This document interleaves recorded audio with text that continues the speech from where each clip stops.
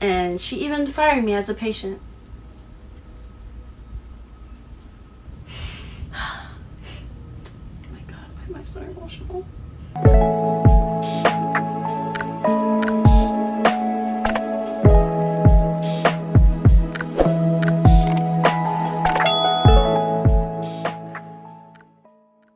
Hi guys, it's Mama Goddess.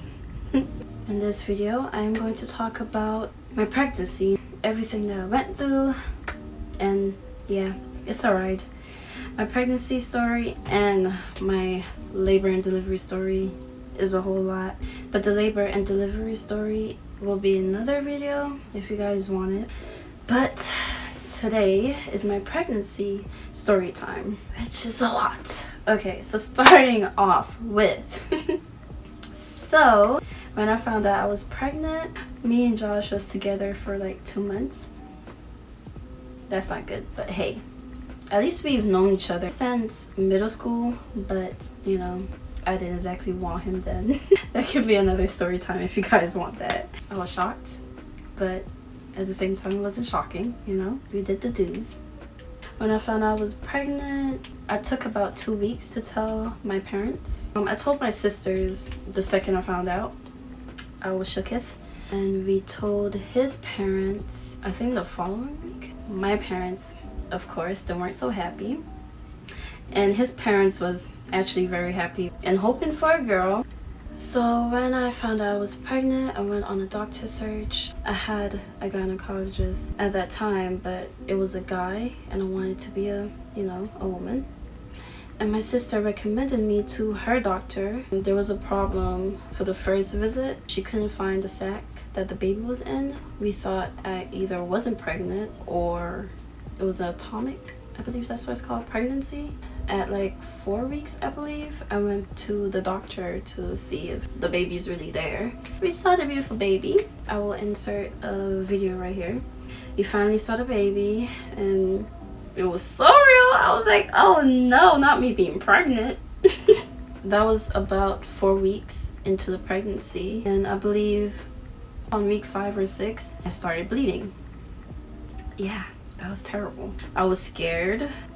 I was thinking, you know, maybe I'm going through a miscarriage. The doctor told me that nothing was wrong. Sometimes it happens, and just to keep an eye on the bleeding and how much I'm bleeding and if there's any pain. And on Christmas Day, when I took a shower, a kind of, this is TMI, something fell out of me, right? And it looked like a little fetus. So I was scared. I called her up and she said, we're gonna do some blood tests the next time I visit her. So I took that blood test and I don't think I heard back from her. So then fast forwarding to New Year's Day. Well, it was actually New Year's Eve, but we went out that night because it's also my dad's birthday on New Year's. Yeah, we was just out having a good time. But when we got back home, I started bleeding a whole lot. So I called her the next day and told me that the blood test did not come out normal, that it seemed like my body was rejecting the baby and getting rid of it. So that's how I started my New Year's on 2021. So during that time of thinking I was going through a miscarriage, my doctor at the time did not do any ultrasounds or anything. She just took blood tests. That's all she did, blood tests. At one point, I mean, of course, during that time, my mental health and Josh's mental health was very messed up. You know, we were sad, we were depressed that, you know, I'm not pregnant anymore. There was other things happening in my life also around that time that was weighing me down even more and making me even more depressed. And then I also had to deal with my body because around that time, of course, I was still having pregnancy symptoms and I was vomiting a lot, couldn't eat, I was not eating, and plus I was losing blood, so I was always tired. So practically all I did was just stay in bed, stay in my room, barely ate anything. Anytime I did eat anything, I would vomit. Whenever I showered,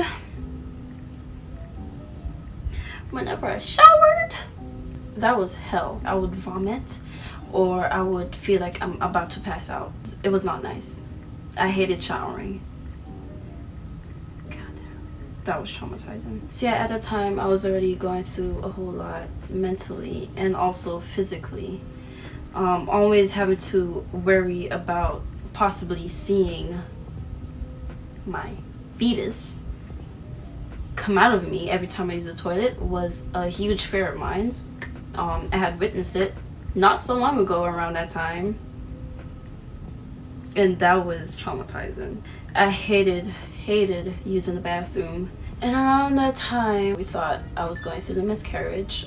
My fiance was taking off of work a whole lot for me and also for himself. Also around that time, he was going through other things. So because he was taking off of work a lot, well, it wasn't a lot, but you know how jobs can't take off like 2 days out of a week. His job ended up firing him, and you know, that put us even more into a deeper depression.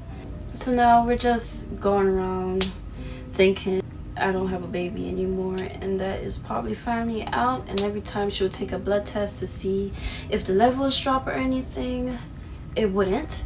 So I would get so aggravated because it's like, I want this to end right now. I don't want to sit here and have to worry about peeing and seeing something that I don't want to see, or you know, all of that. I just wanted to get it over with. Further on, of course, there were plenty of times where I thought I was okay. I thought that I was over it, or finally moving forward and accepting the fact that I'm not pregnant anymore. But the problem around that time also was my stomach was still growing, and that was frustrating me. I was wondering why my stomach was growing. I was wondering why I'm still having pregnancy symptoms. Around the time I was finally moving on from it, kinda, I still had a feeling that I was pregnant. My fiance also believed that I was still pregnant, and our whole family believed I was still pregnant also. So finally, a month and a half of dealing with this, my doctor sent me to the hospital to get a clean out.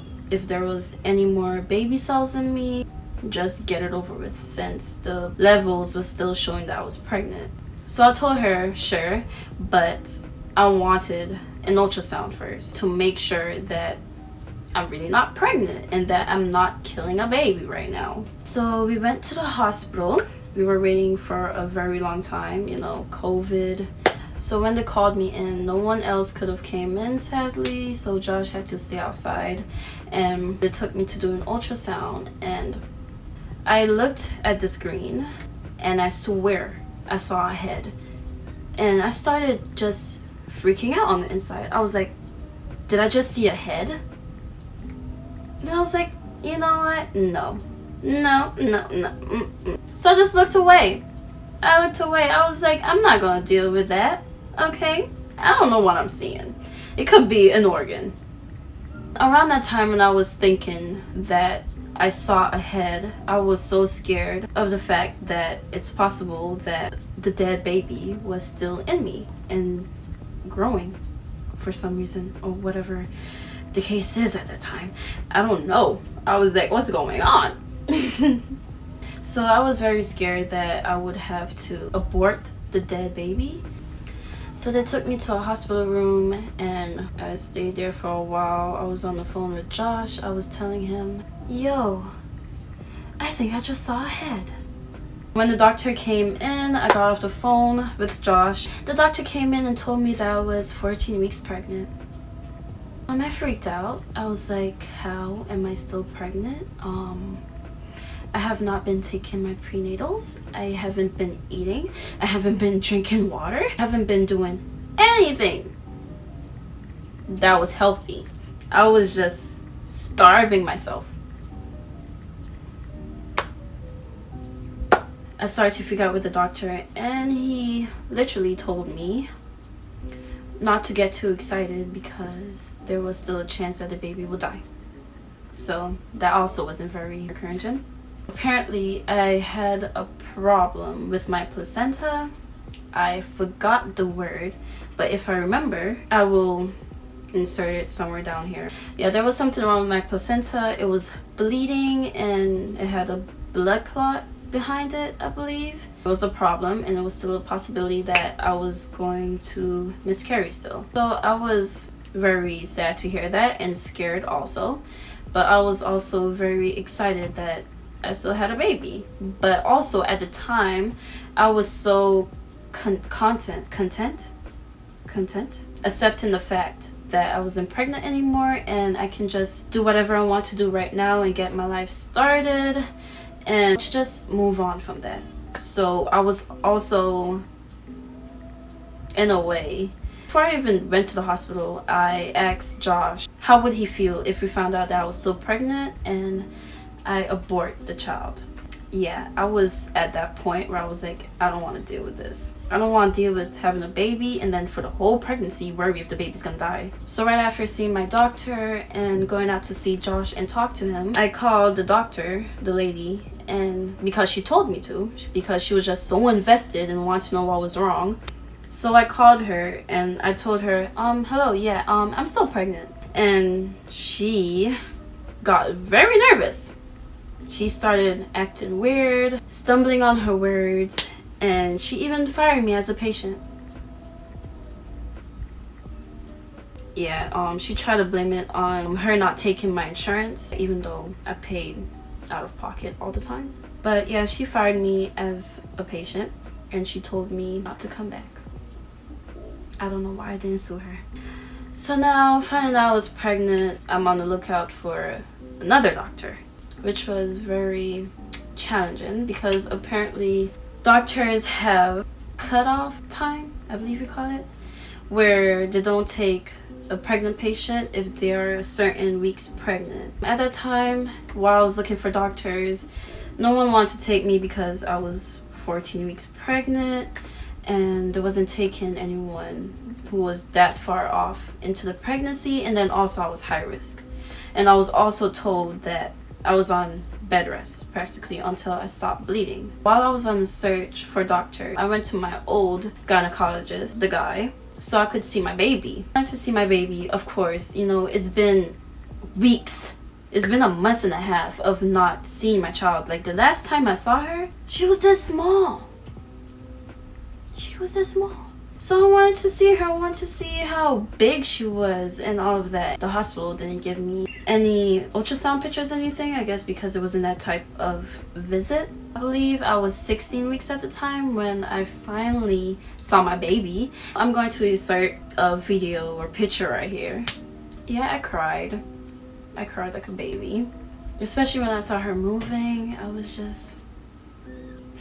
I can't stop. So around 7 weeks pregnant, I found a doctor who was taking me and my insurance.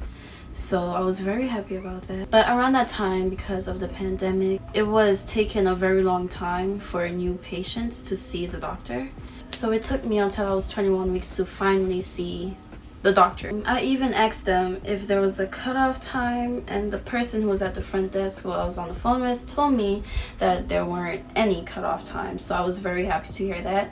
Or she told me that the cutoff time was probably like later on, and I wasn't there yet. So I was like, okay, good. So finally, when I was 21 weeks, I went to see this doctor, and they did everything, knowing I was 21 weeks at the time. They did everything. They gave me an ultrasound and all that. I saw my baby again. I was so happy. I'll insert a video right here. But when I went to see the actual doctor, he told me that his cutoff time was 21 weeks. I was 21 weeks and like 2 days at that time.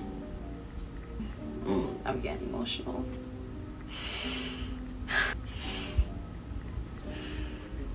Am I almost done yet? Okay, I'm almost done. Amen. That doctor told me that he wouldn't take me because I was 21 weeks and 2 days, even though his cutoff time was 21 weeks. And you know, at that time, I was doing a whole lot of calling and also had to include that I was high risk. So that made the chances of finding just any doctor a lot shorter. And I finally felt like I had one, just to be disappointed once again. So that was a lot. after that, like way after that, the same doctor wants to charge me for a bill, and it's very high. And it's like, huh? You said the insurance covered it. Excuse me? Right after I gave birth, I was like, ain't no way. So when I heard that, I finally changed my insurance, and I was still on the search for a doctor. And at this point, I was like, okay, well, if anything, I would just have to go to the hospital, try to find a doctor there, or just try to always do ultrasounds over there to see if my baby's okay, see if I'm okay, see if my placenta is okay, and just when my water breaks, it breaks. So when I was in my 3rd trimester, I believe, or going into my 3rd trimester, I finally found a doctor. Everyone recommended him, and so I was like, okay. I was at a point, honestly, where I couldn't call any doctors anymore. It was mentally draining for me, to the point where it was physically draining. And around that time, of course, you're pregnant. I'm trying not to stress myself out too much because I don't want to put that stress into my baby. So when that doctor pulled that stunt, I was like, I can't make any more calls. So the calls was practically on Josh at this time. So I just sent him the numbers to the doctors that took my insurance, and also the doctor that was recommended. So he made the calls, and they said yeah to take me. So we were very happy about that. I finally get to see the doctor like way later on, like I told you, the pandemic. I finally saw the doctor, and I only saw him for like 3 minutes. Yeah, he seemed like he was in a hurry. He was rushing me, and I felt like he was criticizing me because he was like, why did it take you this long to find a doctor? And that is not good. And I was trying to tell him my story and what happened. And apparently he worked with a doctor that told me that I was going through a miscarriage. So yeah, he practically just dismissed my story and just thought I was a bad mother already, I guess I can say. He was just very intimidating, and oh my god, why am I so emotional? And it really made me sad that I finally found a doctor that took me at, you know, how far I was in my pregnancy and my insurance, and that was high risk, just to not like him, and just for it to be a guy also. So around that time, I was going to his office twice a week, I believe, or once a week, one of those. But I wasn't seeing him, I was seeing the doctors that he hired for his location. Right after finding him, I found out that I had COVID. That was very challenging. I couldn't go to that office anymore, obviously. That made me very nervous. I was nervous about my baby. When I was sick with COVID, Janiyah wasn't moving as much in my stomach, and that made me very nervous. So I would have to go to the hospital. And one time I went to the hospital because Janiyah wasn't moving as much and my chest was hurting a whole lot. My new doctor practically told the nurse to just send me back home. Even though the nurse was like, okay, we will check your heart and see if it's okay and all of that. To check the baby, you know, Janiyah was okay. But she had to get a note from the doctor to see if she can check my heart, or to see if she should check my heart. And the doctor just said, send her home. Me and Josh was very nervous at that time. He also had COVID because he was taking care of me. So finally, after recovering from COVID, I started going to the office again and doing checkups. And I found out that Janiyah was a little too small for how far I was in pregnancy. At first, a nurse had said, it shouldn't be worrying because you're very tiny. It's probably genetics, you know? So I didn't really worry about that. I was like, okay, cool. It's most likely genetics. Until a couple visits later, another nurse at the office told me that it was concerning and that I needed to go to a specialist.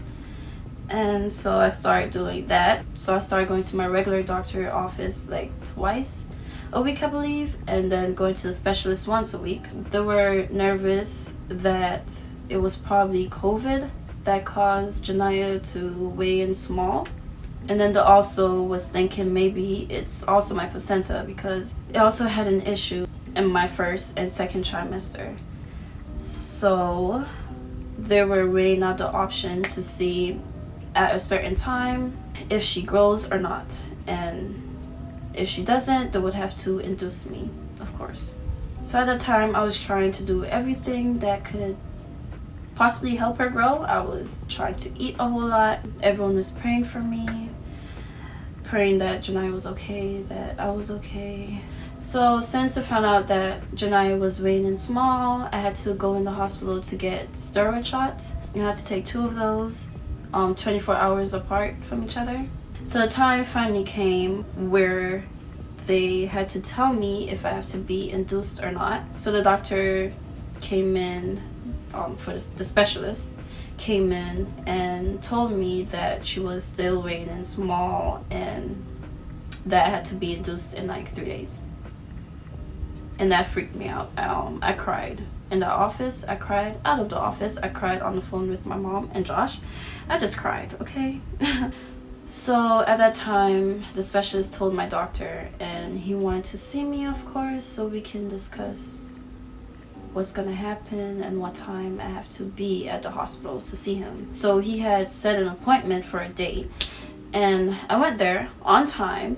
I waited on him for a while, and they even took me and put me in a conference room to wait on him so I can speak to him. But they said that he was out of the office at that time and that I should wait for when he comes back, because usually around lunchtime, I believe they said, he will be there. So I sat in there for a while and I waited for him, and the door was open and I saw him walking down towards me. So I was like, oh yay, finally he's here. We can talk about this. I can discuss what I want. At that time, I wanted a unmedicated delivery. So he was walking towards me and he was looking at me dead in the eyes. And then he made a turn. And the room that he was inside of was right in front of me. So I was literally sitting right here, looking at him, looking at me, looking at him, looking at me, looking at him, looking at me. So I was like, okay, you know I'm waiting on you. When are you coming? So instead, he sent a nurse in to tell me that they're going to reschedule. And he watched me walk out of that room. I should have said something. Next time, I definitely will, but that's not gonna happen again. So after that, of course, I had a breakdown because the specialist just told me I have to give birth in 3 days. And the next day, you know, he booked an appointment. So I'm like, okay, good. We can talk. We can get to know each other because you're delivering my baby. I need to talk to you. I need to know you. You need to know my needs. I need to know how you do stuff, you know? So I cried. I cried to my mom. I cried to Josh. I was just a hot mess. I was tired of him. And then finally, I met him. And I realized that I didn't like him even more. Yeah, he's very tough and fast-paced. It felt like he was rushing me. He was like, do you have any questions? Do you have any questions? You know, like those type of people where you're talking. Like I wanted to have an actual conversation with him where, you know, I will ask a question and he will answer it, and then he will also follow along saying other things, and then I would piggyback, you know, but that didn't happen. He would just answer it, and he asked me if I was like reading any pregnancy books, and I told him no, I was just watching YouTube videos and I find it very helpful. I even brought up mucus plugs, and he laughed and said, that's not real. And I was like, and then he was practically saying how I was irresponsible for not reading any pregnancy books. And then I also told him that I wanted a unmedicated birth. That was it. I told him my needs, and he said okay, and I just left. And they gave me a packet that told me what time I had to be at the doctor, when I had to be at the doctor. And the doctor didn't even tell me that I had to be there that same night. Yeah, he didn't tell me that. I had to find out in the front desk. And I'm pretty sure at that time he was already gone. So I was shocked. I was like, oh my gosh, because me and Josh had plans that day to go to the beach, you know, to unwind. You know, because I'm nervous to give birth. This is my first time. Birth was always like the biggest fear for me. It looks painful. It looks scary. A whole child coming out of there. Like, come on. I was scared. So yeah, I found out that I had to be at the hospital at 11:40 that night. So after that, we went out to eat. We talked about it, you know. Then we went home and we slept. So yeah, I went to the hospital that night to get induced. And yeah. So that is my pregnancy story time. If you guys want me to talk about labor and delivery, you can ask anytime. I would love to do a video about that. And yeah. So I hope you guys enjoyed my video. Don't forget to like, comment, and subscribe. And follow me on my social medias. Thank you guys for watching this video.